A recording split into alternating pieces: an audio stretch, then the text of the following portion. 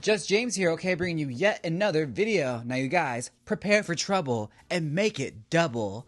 Oh my god, we are doing Jessie from Team Rocket today. I am so excited. I've been working on this one for a while, and let's just say, this one went through quite a few different versions before I eventually landed on what I got. And this was a practice in using what assets I already have, so I don't have to create anything new and just make a doll from all the assets I've made in the past. So, I custom did, for the Storm doll, some long thigh-high boots, and for Miss Piggy and Jessica Rabbit, I made long gloves. So, I already had a good head start on this.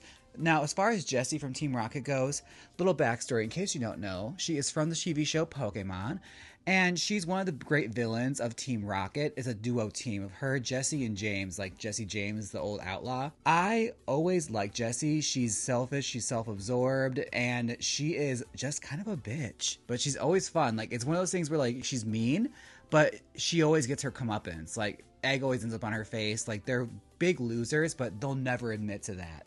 And they're like the bane of Team Rocket's existence. They're like the lowest performing grunts of Team Rocket. And I live, like, their plans never work out, and they're always the most Rube Goldberg ideal of like how to steal these Pokemon. I always liked Jessie. I think she's a very, very fun character and definitely memorable. Like, she definitely left an impression on me. I think mostly to do with the fact she had the most outrageous hair I had ever seen.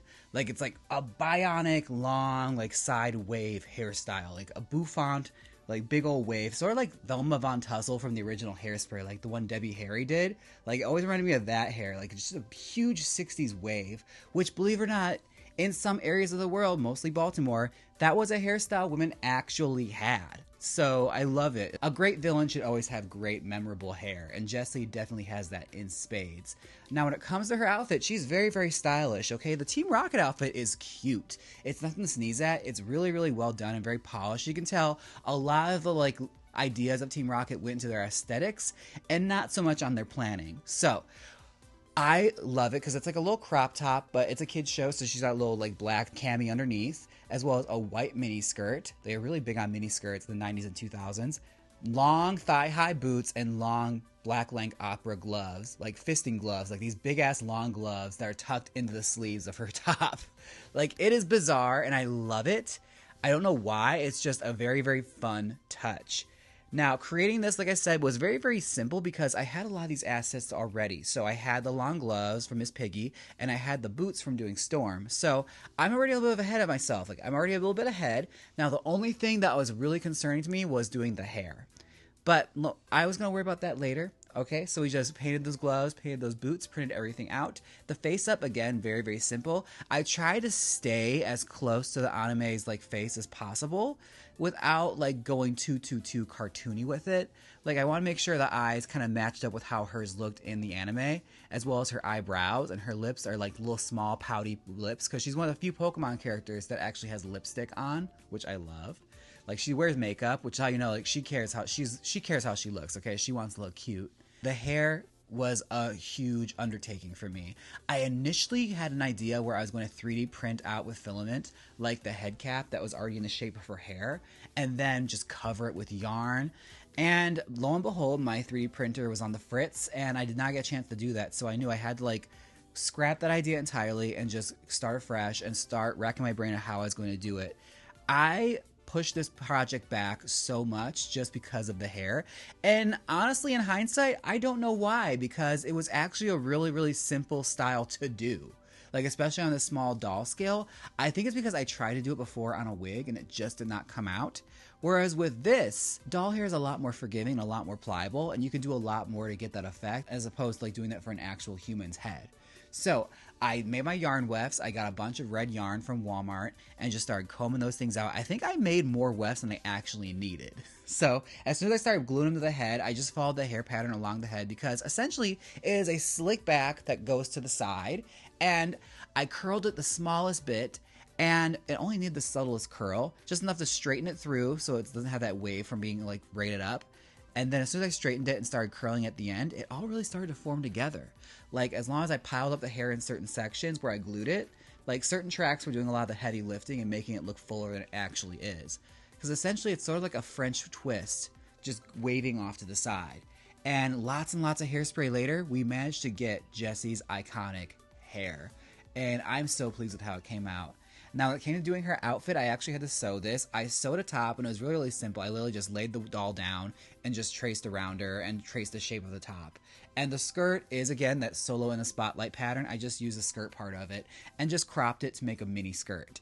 Easy, easy, easy stuff. It all just slips right on. Now, when it came to doing the R, I was reaching out to my friend Hexton about possibly doing it for me. And then he told me his process, and it all seemed really simple. And I was like, I think I'm making a mountain on a molehill here. I could easily do this myself. So I decided not to put him out and put him to work. I was going to take the work on myself, and I'm kind of glad I did. It literally was just a little bit of Mod Podge and a little bit of red paint. I just sketched the R on the top ahead of time. And I think I was more nervous about this because it's like red going on white. And there's very little room for error. So you have to make sure you get it right the first time. Otherwise, I have to make a whole nother top. I didn't have a lot of that white fabric left. So I might have had enough to make just one more top if I did mess up. But thankfully, everything worked out. The R was super, super easy. And it's like, if I can't draw an R, just hang it up here, kids. You can draw an eyebrow and a whole doll face, but you can't draw an R, James. But I think it came out super, super cute. Now, without further much ado, let's take a look at Jessie from Team Rocket. Look at her. Oh my gosh. I love the way she came out. Oh, I didn't mention, I also found a free Pokeball pattern from Colts 3D, and I 3D printed that, and she's also holding a Pokeball, as she should be. I think it just adds that extra little touch. I love when dolls have accessories, so I glued the Pokeball to her palm with a little bit of glue, hot glue, and she's holding a Pokeball. I think she looks super, super cute. Now, the only downside is, like, this red hair has a tendency to, like, tangle up on everything, but I think she looks so cute. Oh my gosh. Like, it's totally the great effect I wanted, and the hair is honestly my favorite part. I'm so glad I opted just to go with styling the hair myself. Let's push myself and style it. I'm so glad I did, because I feel like it was truly that masterful touch that it needed. It looks like her hair. It's a little bit on a small doll scale to, like, make it actually, like, physically work, because when you look at her hair in the anime, it's aerodynamic and floating, whereas this one, it's a little bit aerodynamic, but it's being held up by her shoulder. So that really helps to sell the effect of the hair, I think.